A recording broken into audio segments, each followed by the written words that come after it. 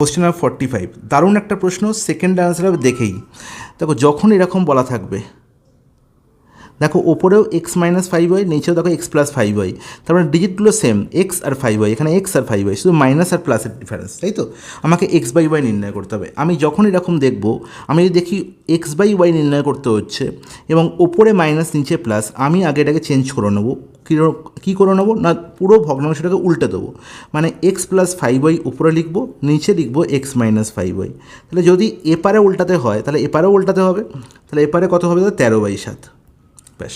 এবার এই যে পার্টটাতে যোগভাগ প্রক্রিয়া, তোমরা সবাই জানো যে যোগভাগ প্রক্রিয়া করে আমার এটা এসছে। আমি যদি x by five y is equal to something, আমি বললাম এ বাই বি লেখা আছে, তাহলে আমি যদি যোগভাগ করি কীরকম হবে?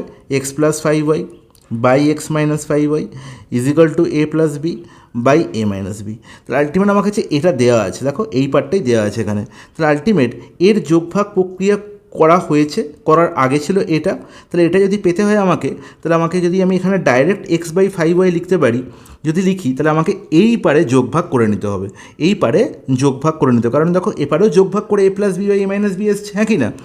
তাহলে যদি যোগভাগ করে দিই তাহলে 13+7/13-7 ডাইরেক্ট আনসার। 13 সাথে 20, আর এখানে হচ্ছে 13-7 মানে 6, তাহলে 20 মানে হচ্ছে এখানে 10, আর এখানে হচ্ছে 3। তাহলে x by five y value তোমায় চাইনি, আমায় চেয়েছে এক্স বাই ওয়াইয়ের ভ্যালু, তাই তো? হ্যাঁ কি না? তাহলে এক্স বাই ওয়াই ভ্যালু চেয়েছে, তাহলে এক্স বাই ওয়াই কত হয়ে যাবে দাদা? 5 উপরে চলে যাবে, 5×10=50/3, 50/3 অপশন ডি কারেক্ট আনসার। এতটাই সহজ এই প্রশ্নটার আনসার হয়ে যাবে, কোনো টাইম লাগবে না।